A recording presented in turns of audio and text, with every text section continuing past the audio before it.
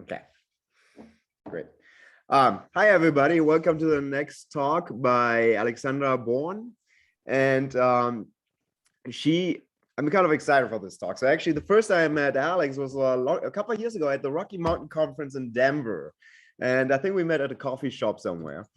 And so with Nushi, she was proposing back then her project.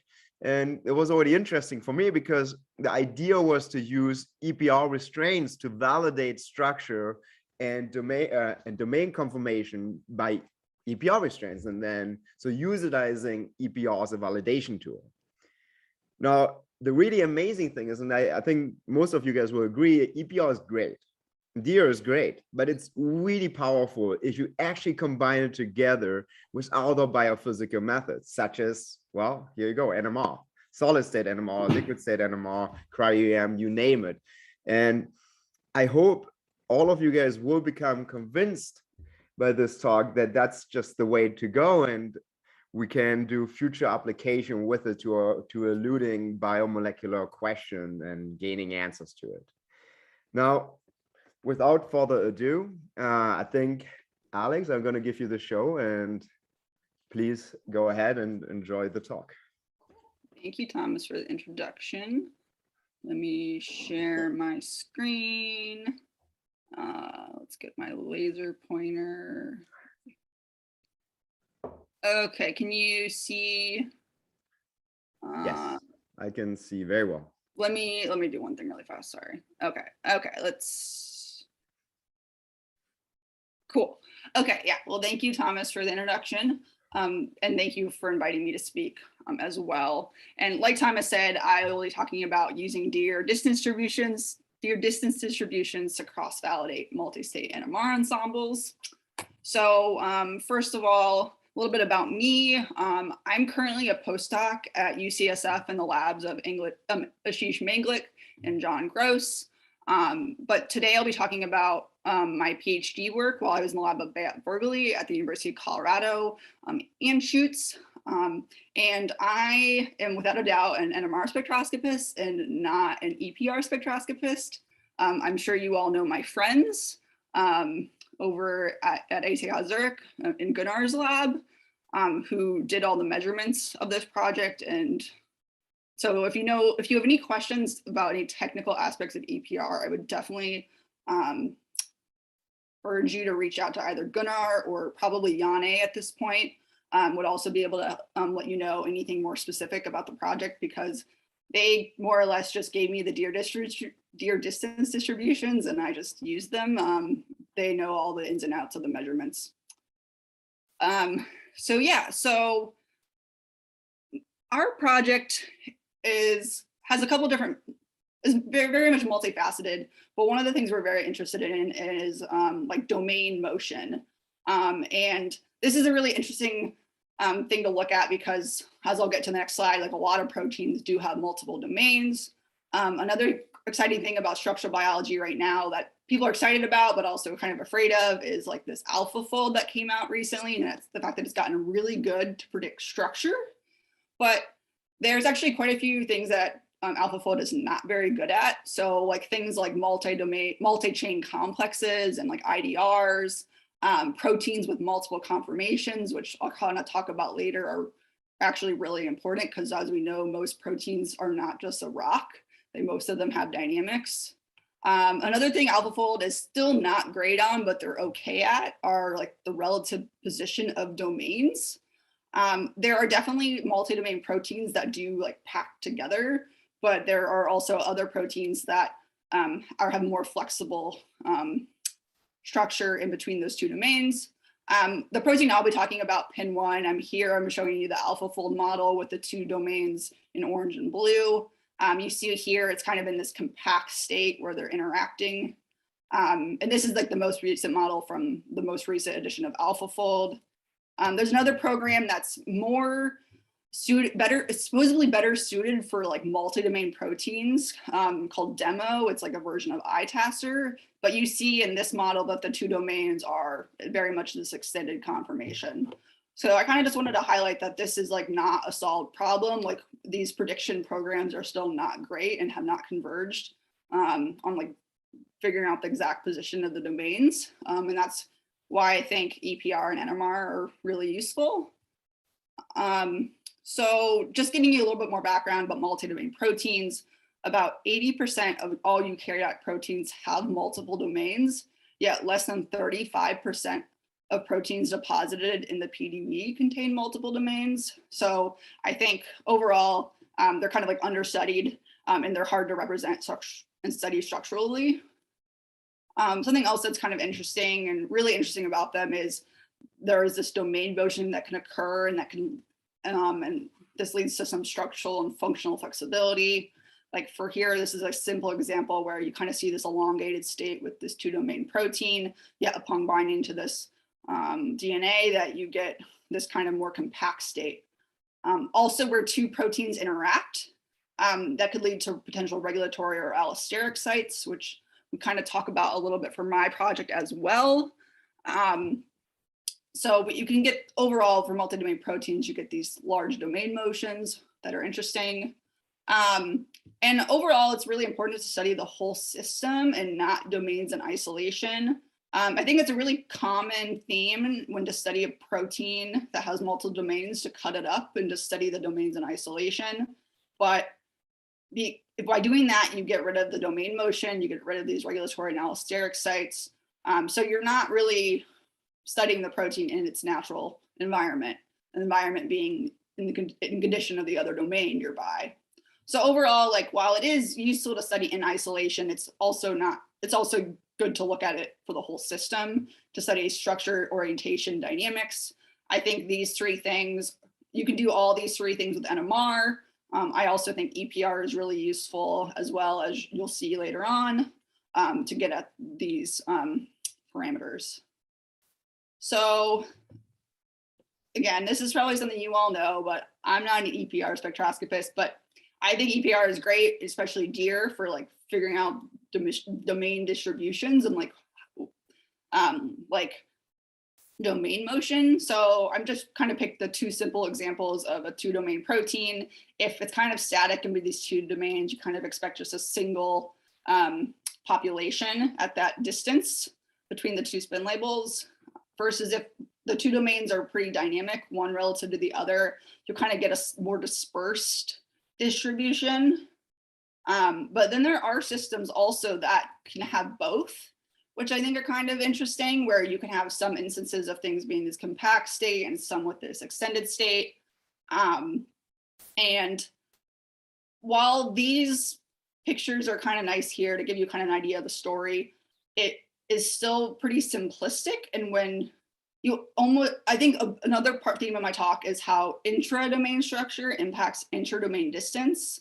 So while it might be easy to think how the intra-domain structures of these 2 domains are different than these 2, and that's why this one is more static versus this one's more flexible, I think it's more difficult to think of and conceptualize how a protein can be in both compact and extended states with like the same like protein structure. And that kind of gets into this like multiple, we solve multiple state ensembles to kind of solve this problem. And it's dependent on like motions of like side chains within the domains that are causing these larger changes between the 2 domains. So while EPR is great at giving you like these kind of like really nice reports on like the inter-domain distance, I think we are also really interested in like what distinct conformations exist between these 2 states as well. And that's kind of where an NMR can come in and fill in the gaps. And that's why I think EPR and NMR are great to like utilize together. So as you probably get into, based on what I've been talking about, the protein I solve, you'll actually see distributions very similar to this. So the protein I'm working on, I worked on for my PhD, is called PIN1. It's a phosphorylation dependent peptidyl prolyl cis trans isomerase. So it isomerizes prolines that are immediately preceded by either a phosphorylated serine or a threonine. Biologically, it's interesting. It's like upregulated in cancer, downregulated in Alzheimer's, but overall, we're kind of working on it more because it's been heavily interrogated with NMR as like a model 2-domain protein. So yeah, 2-domain protein that has this flexible linker This is the original crystal structure that was solved, where the two domains actually interact in this inter-domain interface. And the two domains are connected by a flexible linker. The WW domain is here in orange. The actual catalytic domain is in blue. Both domains bind, but only one domain isomerizes. And there's a bunch of evidence suggesting that the WW domain regulates the activity of the PPIase. I'm not going to go into that much today, but just so you know a little bit more about the system. And like I mentioned, the original crystal structure is shown here, where their two domains are interacting through this interface. This is kind of what I'd show as a compact state that you'll see quite a bit of, and like I'll talk about what I use the word for. But also like an NMR structure came out a couple years later that did not contain any interdomain restraints. So this is just cycling through the different states of that NMR structure. You can kind of see it's this extended state. So the crystallographers thought it was compact. Some NMR spectroscopists first thought it might be extended. Further NMR research, like looking at tumbling times, actually showed that something in between compact and extended actually existed. So both might be right. We just don't know the proportions of compact versus extended. And while this protein has been looked at, like the NMR structure was solved in 2003, there's only been only the last like 2 years of people have been able to put some type of populations of this compact and extended state. And then ours is using EPR, which is pretty sensitive. So overall, our working model is that this WW domain influences, like its structure influences the interdomain distance distributions that then impacts the PPI-ACE structure and activity. Like I mentioned early on, my theme is that intradomain structure impacts interdomain distance and vice versa. So I think one of our other goals was to correlate interdomain distance to intradomain structure. I will mainly talk to you about, I won't be getting too much into the actual correlations. I'll show you a few, but we'll be mainly sticking to like what I did to validate the structures. But I'll show in a minute where you can find out more. But like I said, ApoPin1 is samples extended to compact states. We don't really know the ratio. There's also evidence suggesting these are both peptide ligands, that they specifically change the distribution. One has been shown to stabilize the extended state, while the other, there's some evidence of stabilizing the compact state, but other evidence that suggests it doesn't change. So that's something else interesting. I won't really go into these large changes of the structure, but I'll show you a little bit of work on that. So like overall, like what we want to know, like what are the populations and positions of the extended and compact states in ApoPin1, and like how do these ligands change the equilibrium? And then also briefly, I'll get on what correlations we make between interdomain distance and intradomain structure. Overall, how we did it was using NMR and EPR experiments, and we solved multi-state ensembles of ApoPin1 as well as these two ligand-bound forms. Again, I won't be going too much into the multi-state ensemble, but again, these are things that my boss Bayat has worked a lot on, optimizing, and these ensembles show like dynamics in the system through structures, simply put. So again, today I'll be mostly talking about the populations and then also the positions of the extended and compact state, because while EPR kind of shows you the general position of the two spin labels, it's really hard to actually visualize without other methods. So most of what I'm talking about today can be found in our most recent publication in JACS, but also there's two other papers that are of relevance, one on residual dipolar couplings, and then another paper we just submitted this morning, actually on our ligands. But most of what I'm talking about is in this paper. So if you have anything specific and want to know more, I please urge you to also look there. So overall, what I'm talking about today is like using these Deer distances and distributions to cross-validate NMR structures. So I kind of have a general pipeline of what I'll be talking about. for the remainder of my talk. We're starting down here first. I'll be talking about my NMR structure restraints. Generally how I solve the ensemble. I then import that into this program called MMM that you guys may all know of, to simulate the deer distribution of this ensemble structure. And then I also then have measured these experimentally and then compare them. So to start, I'll start with my NMR structure restraints that I've used for my structures. So we mainly use these 4 restraints to solve the structure of pin 1.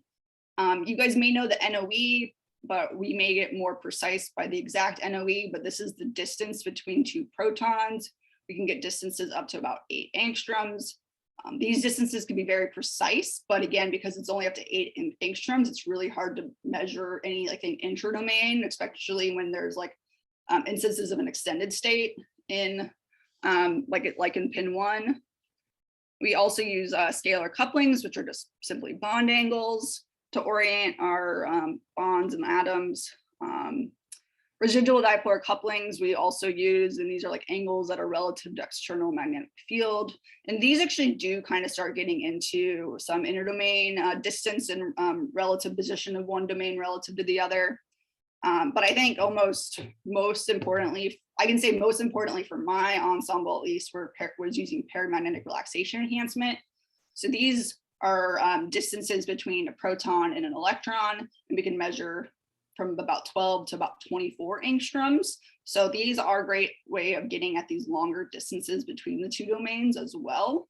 And these can be used almost like NOEs into a structure calculation. You get an effective distance like you would with an NOE and use that as a restraint. So that's definitely probably one of the more important ones for our actual structure calculation. And then I'll talk about in a minute, but we didn't use DEER for actual restraint. We just used it for cross validation. But as you guys probably all know, these are great at measuring distances and distributions up to about 80 angstroms. So a great way to actually look at interdomain distance between 2 electrons. I just want to show you how much data went into these structures. I think we measured a ton of interdomain NOEs, over 2,000 in pin 1, they're drawn on gray in this structure here. We also were able to measure about 20 interdomain ENOEs, and you can see them right here. That does not disprove existence of extended state. It just proves that the compact state also exists because of this weird, not weird, but all NMR restraints are measured in solution, like wall dynamics are undergoing during your measurement time. So everything kind of gets time and population averaged. So it makes populations really hard to disentangle. Also, we measured a bunch of scalar couplings to also get more bond angles. These are the primary restraints for looking at like the intradomain structure. But again, we have some interdomain ENOEs that also help position the 2 domains in the compact state.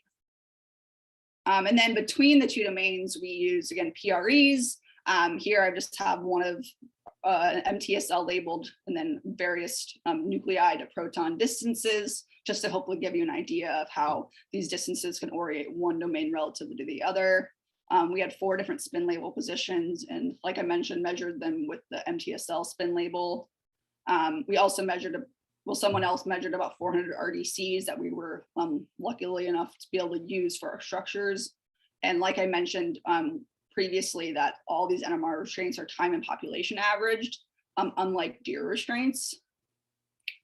So those are restraints that we used and measured on pin 1. Now I'm going to jump to the DEER measurements just because I'm talking about like actual experimental data. And like you'll probably know, DEER is a great way to measure the distance between 2 electrons between 15 and 80 angstroms. Again, we use our same PRE mutants that we did for a single mutation and single labeling site to then do 2 of them. And then unlike NMR, we actually flash freeze these samples. So we can actually measure all the distances at time of freezing. And so we can get like a population distribution. And then, like I mentioned, this was all measured by Gunnar's group using either 4 or 5 pulse steer. Just to give you an idea, we measured 5 different combinations of these spin labels. Here are 2 that are within the same domain, so we kind of expected a little bit of a narrower distribution. These are both within the PPI-ACE, that larger blue domain. But more importantly, we measured the distances between the 2 domains, these 3 combinations here. I'll talk more about one of these in a minute, but we were able to use both model-free approaches as well as using, for these 2, we were able to fit them using a 2 Gauss approach, which I'm excited about, and I'll tell you why in a minute. But yeah, we were able to, but as you can kind of see already with these 2, that we see this short state here, as well as this evidence of a longer state as a longer extended state. So going into more into detail with one of these distributions, here, this state matches pretty well to what you'd expect in the crystal structure. And this short, narrow distance is kind of like what we expect to be the compact state. And then again, we have the evidence of this longer extended state as well that would match pretty well the original NMR structure. And I'll actually show you that in a little bit as well. But yeah, we were able to fit these using like 2 Gauss approach. So we were not only able to extract the distance and distribution, or deviation from that distance, and for both Gaussian equations, but also the population.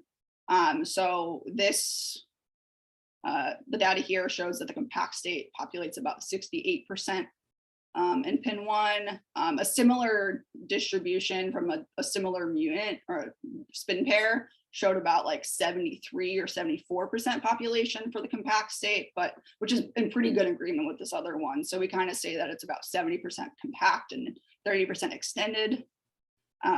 This will be the last time I really talk about the ligands, but when we add one of the ligands, it really doesn't change necessarily the population. When we add this one ligand, maybe increases a little bit, moves it up a little bit, makes the distance a little bit longer maybe, but nothing drastic. Versus when we add this other ligand, CDC25C, we see the compact population drop, the extended state population increase, which is kind of what we expected and what other evidence has shown as well. But again, no one has really been able to put a population on it until now. So for the compact state, we say it looks pretty much like the crystal structure. I'm okay with saying that. We'll see in my NMR structure that's similar as well. But we really don't know the actual positions of the extended state. Like the original NMR structure kind of showed the position in various states, but we don't actually know what fits well under this curve. That's kind of what we'll do with our NMR ensembles shortly. So moving on to actually what our NMR structures look like and how we calculated them. I'll kind of go you through a general Siena approach using those NMR restraints. So like I mentioned, we use these 4 restraints in our NMR structural calculations, and again, not using the Deer distances. So because of how we use this program called Siena, written by Peter Guntart, also in Switzerland.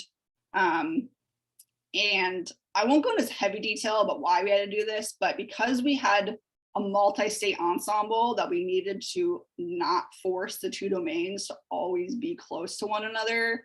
And there's this parameter that makes you keep when you do a 2-state structure, like those 2 states have to be put together when you solve it. Because of this, we had to kind of go about a 2-step approach that we basically had to solve the structure of the WW domain and then separately like solve the structure of the PPI-ACE domain, locking in the angles set from step 1 in the WW domain. So like I showed you here in the first step, we just use the intra-domain WW restraints. The WW domain is here is shown kind of overlaid. PPI-ACE is kind of wherever it needs to be for this first step. It's not that important. And then for the second step, we actually use all restraints and all those intra-domain PREs, as well as our RDCs, to then orient one domain relative to the other. So here I'm showing you the PPI-ACE domain overlaid, and you can see the WW domain. And this, I forced this program is in a, this calculation was a 2-state structure. So we see one position here in our typical compact state, then another position in this extended state. But we can allow multiple different structures and different number of states for this as well. But in general, that's like the procedure we use to solve the structure. And then we now can, with our various structure calculations, we can then simulate the Deer distributions via MMM. So multi-scale modeling of macromolecules was, again, with Gunnar's group. What's interesting and what's kind of great about this program that I like using is, for one, it's really easy to use. And you can simulate this rotamer library. So we were able to simulate our MTSL positions of our 4 spin labeled sites. The centers are visualized by spheres that are proportional to the population. So you can see some regions like the spin label is pretty dispersed versus like another region, it's more centered in one position. And then based off those rotamer distributions, you can then simulate a Deer distance distribution between those 2 spin pairs. So for here, this example is looking at the original crystal structure where you only see that compact state. And I'm showing here the 3 different interdomain distances. You can see those 3 positions that they measure. That's all pretty like relatively narrow. The variation is actually more due to the rotamer spin's position rather than the protein itself being flexible. But yeah, we can do that and we can compare it with our actual experimental data now. So experimental is in blue. And as you can see, this is our measurement on ApoPin 1 using a model-free approach. You see that our compact state, the crystal structure of 1 pin overlays well with this large, what I can term the compact state, which is kind of what we expected. But again, we still have this extended state that is not able to be fulfilled with this crystal structure.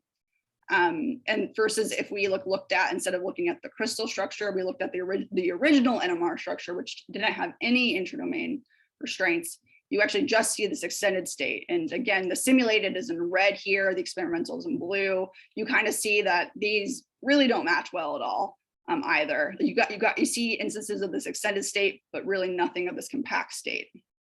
But nonetheless, this approach is great for like looking at various NMR structures and comparing it to your experimental data. So lastly, I'm actually going to show you like our final structure.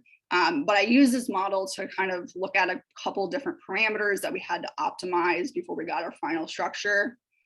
So I listed 3 of them here that we looked at, but the one I'll talk about is the number of states in the ensemble that are necessary to fulfill these Deer distributions. So I guess, so when you typically solve a NMR structure, most people will solve it as a single state and try to use all the data at once to get just one average structure. But that doesn't necessarily satisfy all the data well. Often because of this averaging that occurs during your measurement, things just get extremely convoluted. And if 2 states exist within the same measurement, like we have in my case, things get skewed. So it's really useful to use these programs where basically the program like Cyanna has 2 chances to fulfill all the data if you're using like a 2-state approach. So I'll show you in a minute, but like often when you add more states in to be used, your restraints can be used better. So here I'm just showing you like if we solve a single state structure of pin 1. Again, here I'm just showing you, these are like the crystal structures and the distances I'm showing in these distributions. You can even see that compared to my single state structure, that orange domain right here does not match the original crystal structure very well. And you can even see that their simulated ensemble in red does not match the experimental very well. But when we allow 2 states to fulfill all the NMR restraints, this is kind of the structure I showed you earlier, where you have the one position of this orange domain here and the other one back here. And now you can see that these, the ensemble simulated distribution actually matches pretty well to the experimental. And What's not perfect are the populations. Like I mentioned earlier, NMR ensembles are really not sensitive to populations, but more to like positions, versus deer is more sensitive to populations. Because I told this program to run a 2-state structure calculation, it'll have these 2 states in 50-50 population. But we know from our actual deer experimental data and the Gaussian fits, it's more like a 70% compact and 30% extended. But yeah, so our 2-state structure, I think, actually matches the experimental deer data extremely well.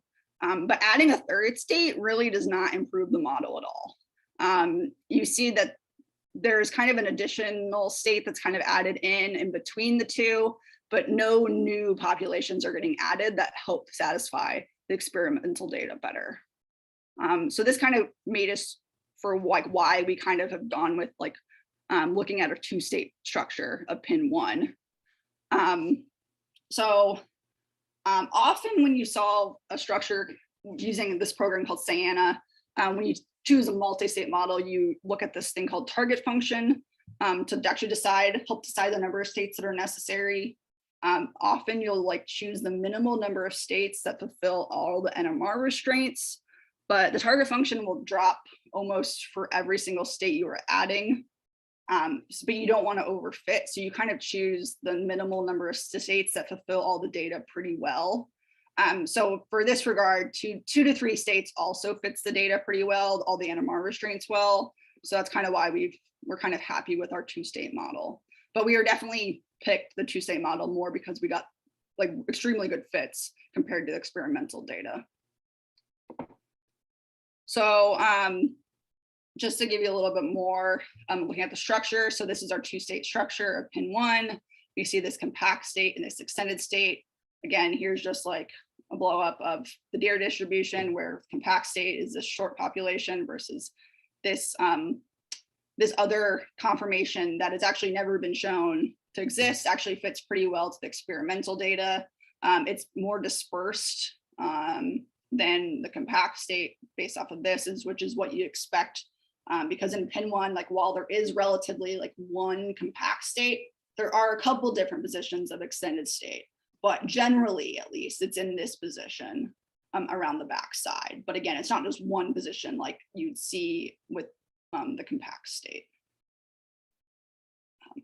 And then again, like I mentioned, based off of our experimental deer data, we can say that this population is what's occupied about 70% of the time, and this one's about 30%.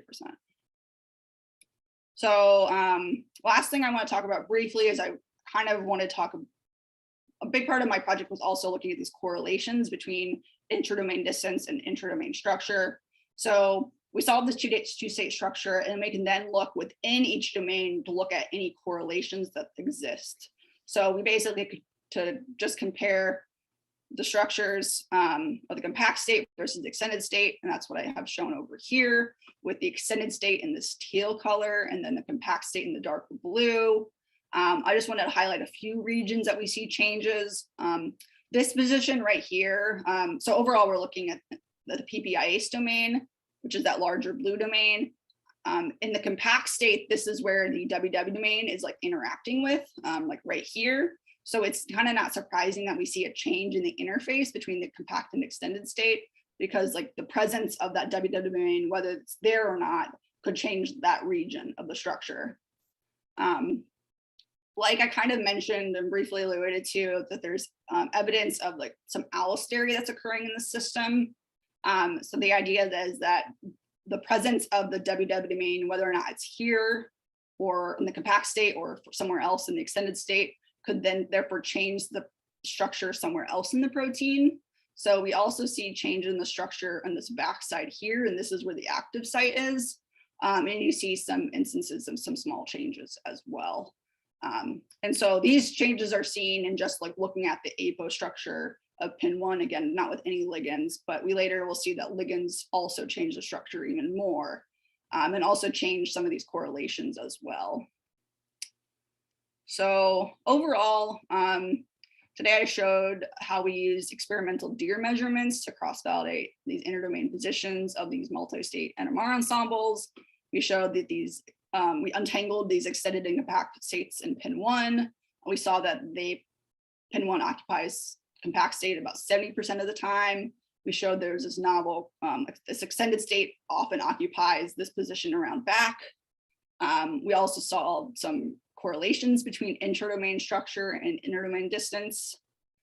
Some future directions I know the lab has in mind are also to actually use those 2 Gauss equations as structural restraints rather than just using them for cross-validation. But I think overall the bigger picture was hopefully to be able to use this similar model to like work on other interesting multi-domain systems. With that, I'd like to thank my old lab, and then especially Beat and Marcus, and then Gunnar's lab, especially Janne and Frauke. Lots of people working on this project. I was also really lucky to be able to attend this EPR summer school, I guess 2 years ago, a little over 2 years ago now. That was actually in Denver, so I was extremely lucky to be able to attend. And then I met Thomas also at that conference the week after, but also like to thank you to the EPR Society for inviting me to speak. So with that, I'll take any questions. Thank you, Alex, for the amazing talk. I really appreciate it. I mean, it really shows how powerful combining 2 biophysical methods can be. Yeah. So I'm just gonna start asking people if they have a question. If you do have a question, just interrupt, just unmute yourself and go ahead. In the meantime, I'm just gonna ask maybe 2 questions. One time was, so you said you adjusted the weights for the PRE. I mean, the PRE will obviously give you some information on the exchange from the 2 domains. In addition to it, it's not too bad in giving you population once you have the exchange down.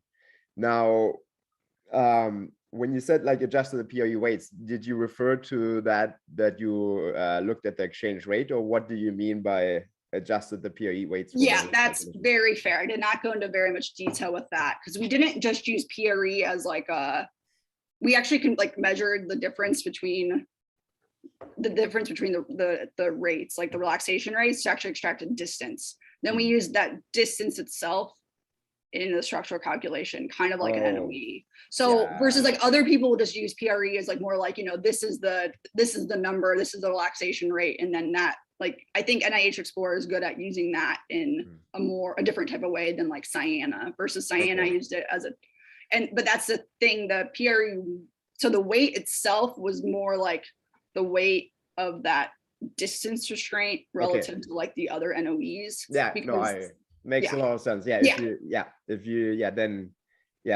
I didn't know about Cyana, how it handles that, but yes, you're right. In Explorer would be the rate, and then you would get an ensemble calculation based on that. Now in Cyana, I don't know. Another question was, how did my friend Nick Sorakis get on the paper? I'm curious. So he actually measured the RDCs when he was with AD. Oh, son of a gun. So it was really funny. So I met him I was giving a poster presentation at ENC in 2019. He came up and like told me, and he and Bea, I think either like overlapped by like a month or like not at all. But regardless, they never published a paper or used them for anything. So he just sent them to us. And then we had to figure out what to do with them. And it was not trivial at all. But yeah, that's the story. I mean, it's also like one of the great things about like why you should go to conferences, because like I met you and I met him. I would have not gotten that data if he hadn't come up to me. So Justin. Hi, Alex. Very nice talk. I had one question about the very end. When you were from your distributions, you saw evidence of multiple states in the active site. I was wondering if you tried to validate that by going back and looking at the HSQC, let's say, and seeing if you see multiple peaks, or if you see evidence of any kind of conformational exchange. Yeah, so interesting. We see like chemical shifts, or no, not necessarily. It's kind of hard. We do see some minor like changes in dynamics, but it's not on like a slow exchange regime, so we don't see multiple peaks. They're mostly just like little blips in like R1 row, and that's kind of it. Yeah.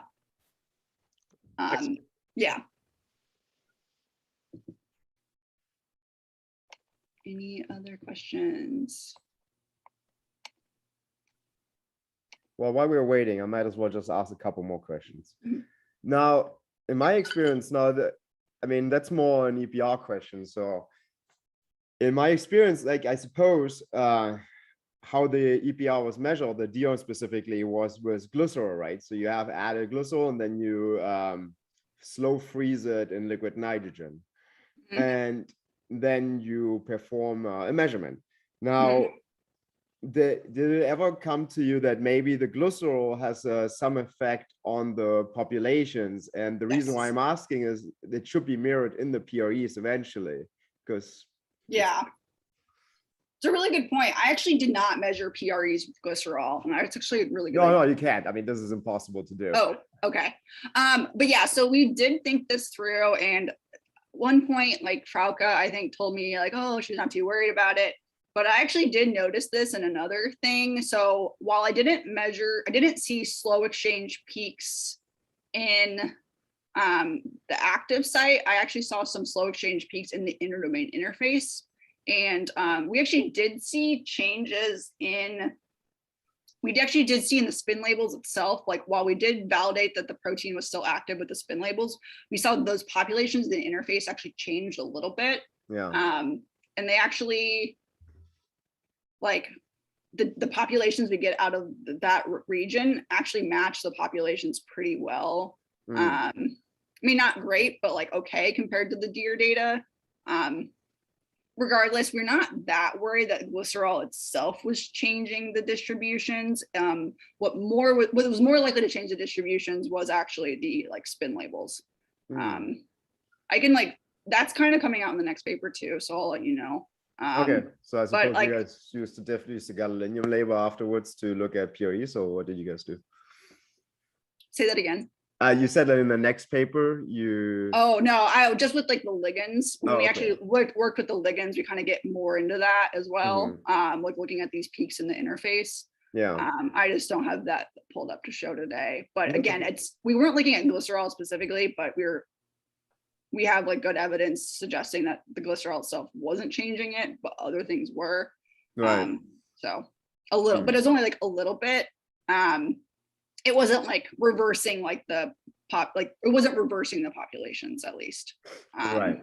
Like if anything, we thought it would, stabilize the compact state is what I would at least assume. But we actually don't see that necessarily.